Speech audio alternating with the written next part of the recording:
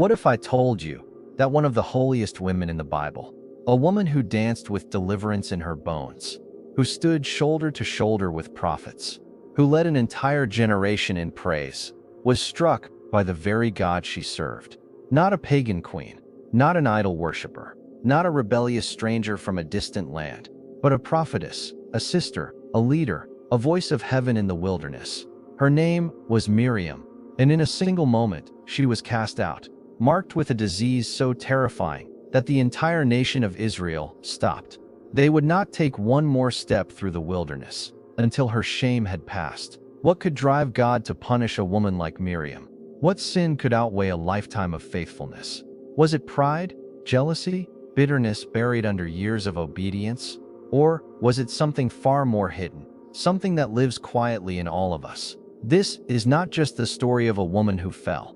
It's the unraveling of what happens when spiritual authority meets secret ambition, when holy calling is clouded by human weakness, when the ones closest to God forget what it means to fear Him.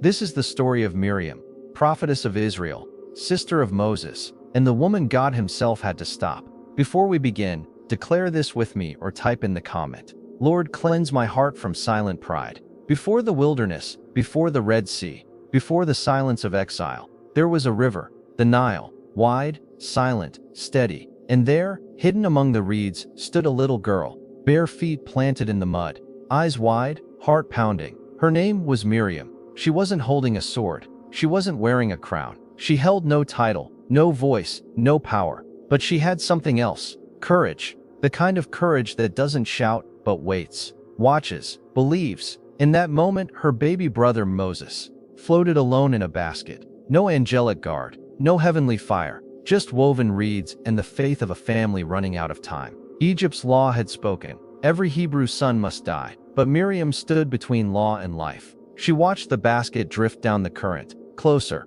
closer, until it reached the hands of Pharaoh's daughter, the daughter of the very man who had ordered Moses' death. And then, this little Hebrew girl, a slave child, stepped out from the shadows. No one called her. No one gave her permission. But something rose in her. A whisper of destiny. A seed of leadership that had been planted before she even understood the word. And she spoke, bold, calm, clear. Shall I go and find a Hebrew woman to nurse the child for you? It was more than a question. It was a divine interruption. A moment where heaven touched earth. Through the bravery of a child. Because of Miriam, Moses was not only spared, he was returned to his own mother, nursed in his own home, and raised in the palace of Pharaoh. She didn't part seas. She didn't call down fire. But in that quiet moment on the riverbank, Miriam preserved a prophet.